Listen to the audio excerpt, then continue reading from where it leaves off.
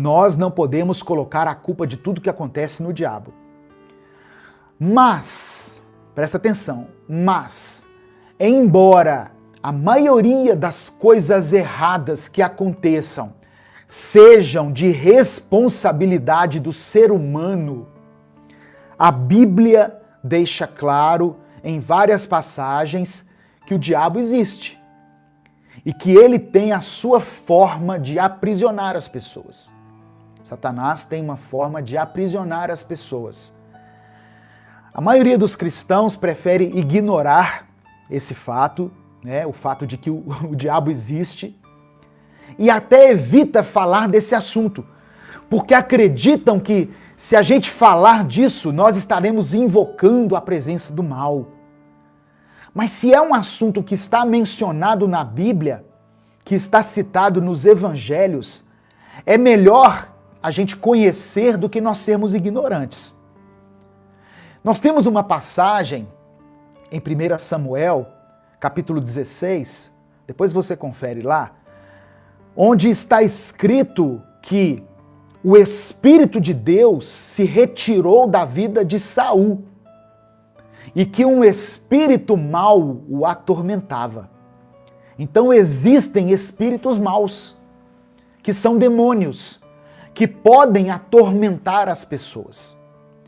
E o texto diz que Davi tocava a sua harpa, e naquele momento que Davi tocava, que Davi entoava um louvor a Deus, o espírito mau ia embora. Mas por que então que depois Saul continuava a ter inveja de Davi?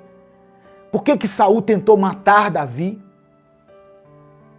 Porque o mais importante não é somente expulsar o demônio. O mais importante não é somente expulsar o demônio. O que vai transformar verdadeiramente a vida de uma pessoa é o arrependimento e a conversão. Culto de libertação é bom, mas discipulado é melhor ainda.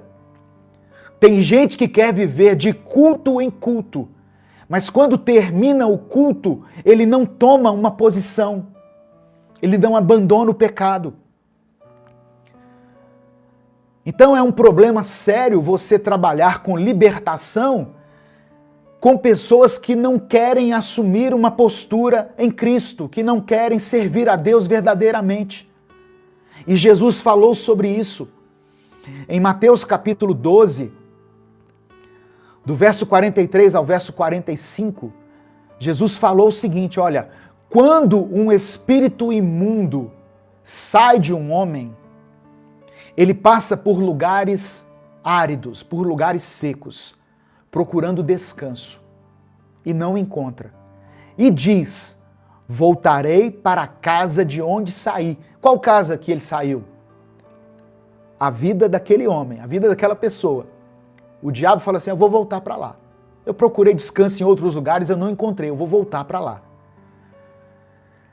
Chegando, encontra a casa desocupada, varrida e em ordem.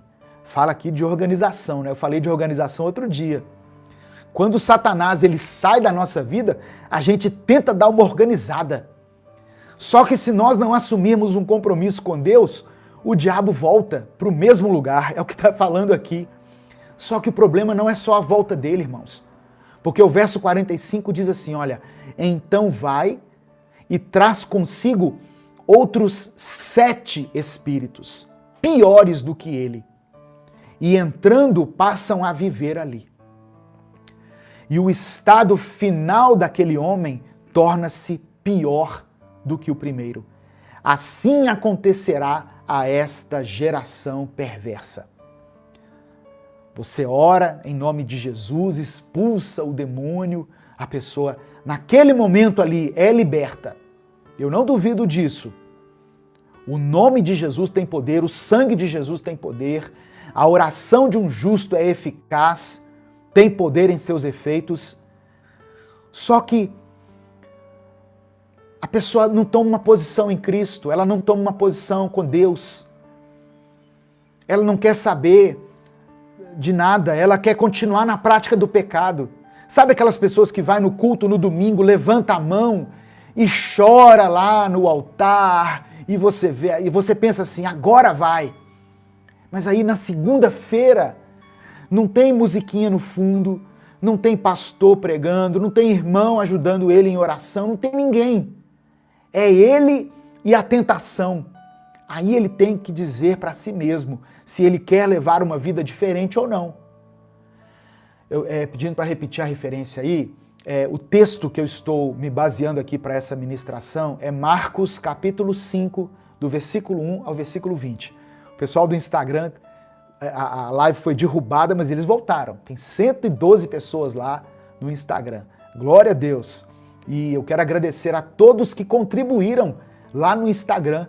Tem uma ferramenta agora aí que aparece para você apoiar o nosso ministério, né? Então, eu havia mencionado aquela hora, né? As pessoas que contribuíram. Eu estou vendo aqui que a Estilo de Alessandra contribuiu, né? Que Deus te abençoe, viu, Alessandra? No nome de Jesus, continue assim, firme com Jesus, né? Irmãos, o apóstolo Paulo também, ele diz em Efésios capítulo 6, presta atenção para você não perder essa sequência. O apóstolo Paulo diz em Efésios capítulo 6 que a nossa luta não é contra pessoas, mas contra principados, potestades, os príncipes das trevas deste século, contra as hostes espirituais da maldade nos lugares celestiais. Tudo isso aqui é demônios. O apóstolo Paulo está dizendo assim, olha, a luta de vocês, a luta que vocês devem travar não é contra pessoas. Vocês não devem gastar a sua energia contra pessoas, mas repreendam espíritos malignos que agem na vida dessas pessoas. Então, eu não estou fazendo essa introdução aqui para que você fique com medo do diabo. Tem gente que morre de medo do diabo, porque nós não precisamos ter medo dele. Presta atenção. Eu e você não precisamos ter medo do diabo. Nós não podemos superestimar o poder de Satanás, mas também nós não podemos subestimá-lo, desconsiderar que ele existe. Mas Jesus nos deu autoridade para pisarmos serpentes, escorpiões e toda a força do inimigo. O nome de Jesus é poderoso. O sangue de Jesus nos garante vitória sobre o poder do demônio. Em Mateus capítulo 16, verso 18, diz que as portas do inferno não prevalecerão contra a igreja do Senhor. Tiago capítulo 4, versículo 7, diz que nós devemos nos submetermos a Deus e resistir ao diabo, porque assim ele fugirá de nós. Submeta-se a Deus e resista ao diabo, porque assim ele fugirá de vocês. O problema é que muitas pessoas têm invertido isso. Ao invés de resistir ao diabo e se submeter a Deus, eles resistem a Deus e se submetem ao diabo. Nós não temos como afirmar como foi que aquele homem da cidade de Gadara, aquele gadareno, ficou endemoniado. Mas de alguma forma foi dado lugar ao diabo na vida dele, a ponto dele possuir uma legião de demônios, que de acordo com estudiosos era o equivalente a 6.000 demônios. Uma legião era o equivalente a 6.000 demônios.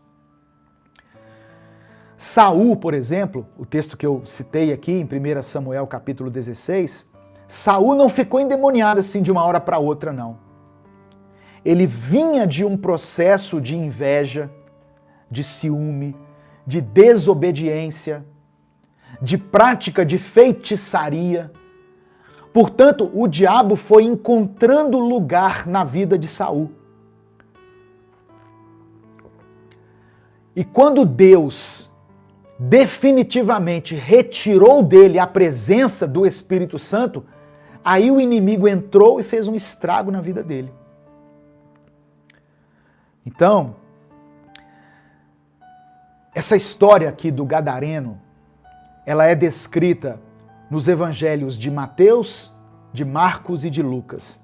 Mas eu vou me ater aqui somente ao evangelho de Marcos. Um homem endemoniado, mas que, pela palavra que foi liberada por Jesus, foi liberto. Esse é o tema central dessa mensagem aqui. Não é o poder de Satanás sobre a vida de uma pessoa, mas o poder de Jesus no mundo espiritual. Essa é a ênfase dessa mensagem.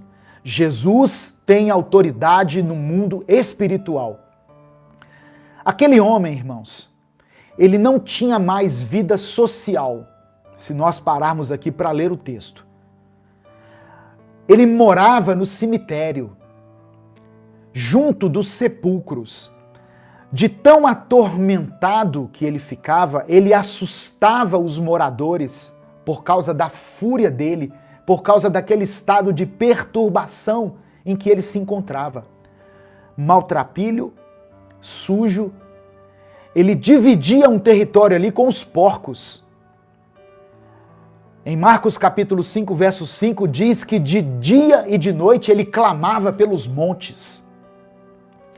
A palavra diz que ninguém conseguia prendê-lo, porque quando eles o acorrentavam, ele quebrava as correntes e os ferros de seus pés.